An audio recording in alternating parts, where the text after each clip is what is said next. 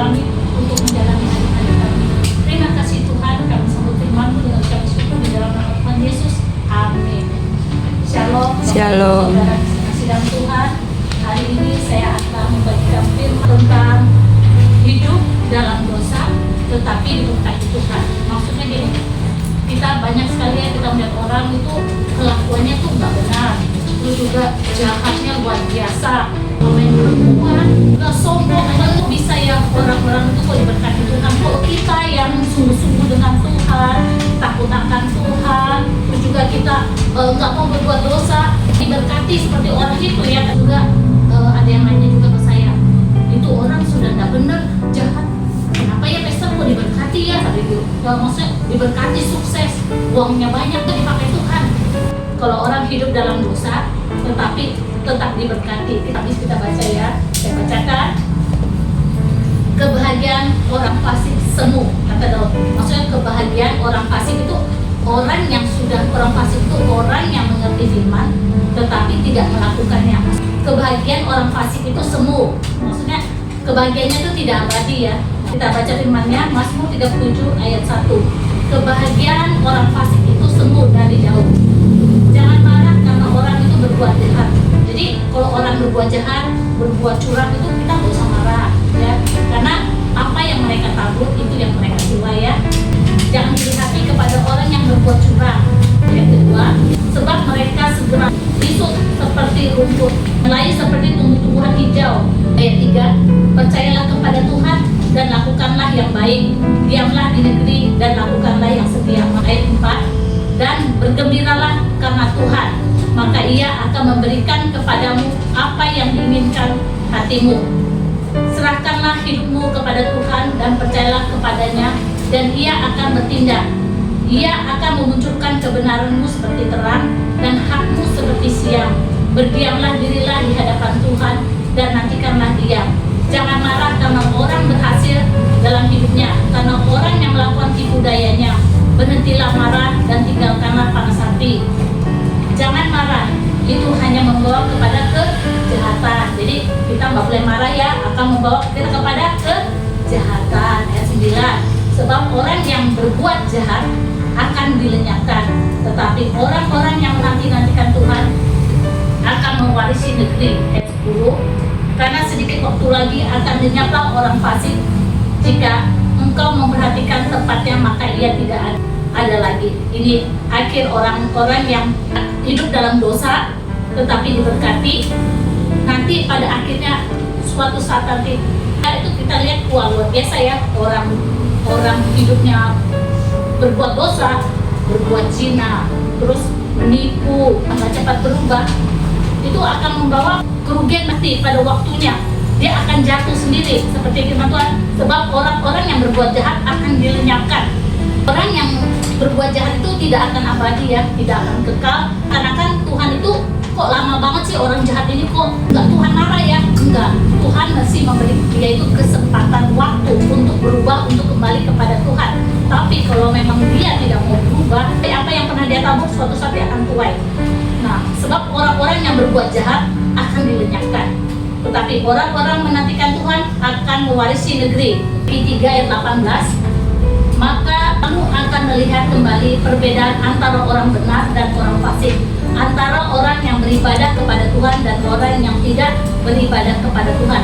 Kita lihat ya, suatu saat kita akan melihat ada perbedaan antara orang fasik, orang yang sudah mengerti firman tapi melakukan yang jahat, kan menerima apa yang dia perbuat. Galatia 6 ayat 7b, jangan sesat, Tuhan tidak membiarkan dirinya dipermainkan. Jadi kita itu berbuat dosa, seakan-akan nanti kita minta ampun sama Tuhan lah, kita lakukan aja dosa, itu sama juga kita mempermainkan Tuhan.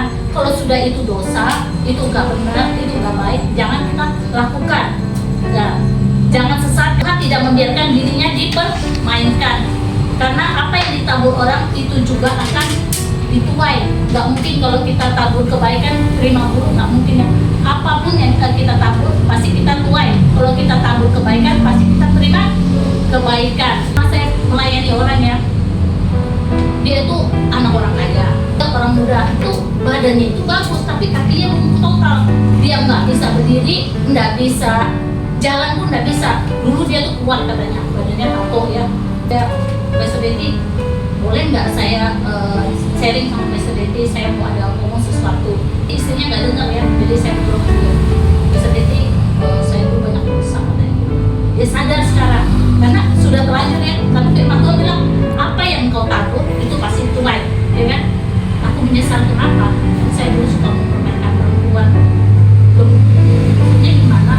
Dia setiap saya pacaran sama perempuan, saya hubung badan sama dia katanya. Seberapa orang setiap kita kenal cewek dia itu karena dia orang kaya kan, karena saya orang kaya, orang tua saya kaya punya uang. Nah jadi setiap pacaran ceweknya dipacarin dia dilakukannya.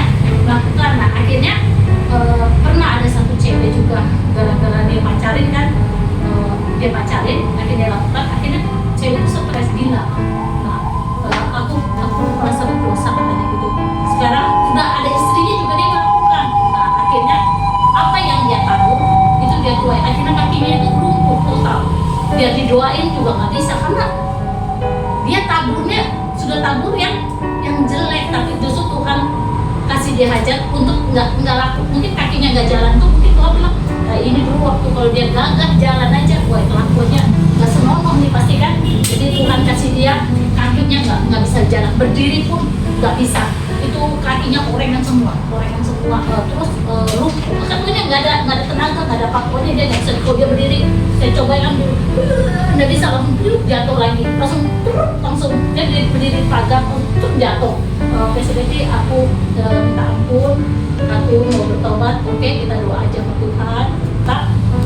Jika kamu mengaku segala dosa pelanggaranmu, Tuhan Yesus itu setia dan adil dan mengampunkan segala dosamu dan menyucikan engkau dari segala kejahatan. Yang penting jika kamu mengaku dan tidak mengulanginya lagi, pasti Tuhan ampuni. Mengaku kita dosa kita, pasti Tuhan ampuni ya, sebelum terlambat. Jangan terlambat ya. Kalau kita tahu kan dia itu kaya kan dulunya, kaya, papanya kaya, dia mempermainkan perempuan seenaknya aja, ya kan?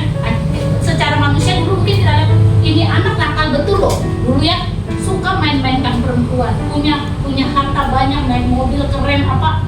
Karena kita lihat ini orang kok heran ya, kok Tuhan gak hajar aja orang ini ya. Tapi sekarang kita lihat kan dia cacat loh, kakinya gak bisa jalan. Nah itu loh maksudnya orang hidup dalam dosa tetapi diberkati Tuhan. Tapi akhirnya ujungnya kata firman Tuhan kan, one day, suatu saat nanti, nggak hari ini, nggak besok pasti ada yang dia tabur itu dia terima. Nah akhirnya dia nggak bisa jalan, apa yang ditabur itu dituai. Jadi taburlah selalu yang baik. Saya percaya kita di tempat ini kita harus jadi perbedaan ya. Kita harus terus melakukan kebaikan, jangan mempermainkan Tuhan. Nggak boleh ya, Tuhan itu melihat apa yang kita perbuat. Jadi kita juga jangan iri kepada orang-orang yang jahat, atau juga banyak juga ya hamba-hamba Tuhan juga sudah berdiri di mimbar, khotbah ya, tapi melakukan kejahatan. Nanti kita nggak usah buruk, nggak usah iri. Kata firman Tuhan juga gini, orang buruk bisa merusak kebiasaan yang baik. Jadi kalau misalkan orang itu buruk, kita lihat kelakuannya nggak benar, mendingan kita hindari ya, karena pergaulan yang buruk bisa merusak kebiasaan kita yang baik ya. Nah, jadi kalau orang itu nggak benar, mendingan kita hindari, jangan kita bergaul di situ juga, maka kita akan tercemar ya. Karena sedikit waktu lagi maka lenyaplah orang fasik.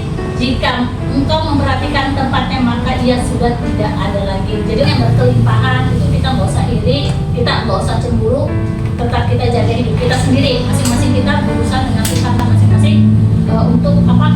Untuk tetap menjaga kekudusan, harus berbuat baik, jangan melakukan jahat, dan jangan menghalalkan segala cara. Percayalah, suatu saat nanti kalau kita selalu berbuat baik, menabur kebaikan, kita akan menuai yang baik untuk anak cucu kita. Amin. Ya, kalau kita sungguh-sungguh dengan Tuhan, kita tetap terus berbuat menabur kebaikan, pasti Tuhan akan memberkati kita dan menolong kita.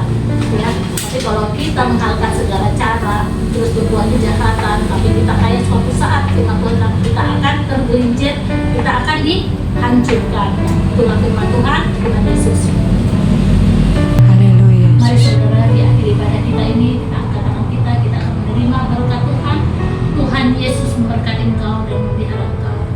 Yesus membuat wajahnya bersinar atasmu dan berhati kepadamu.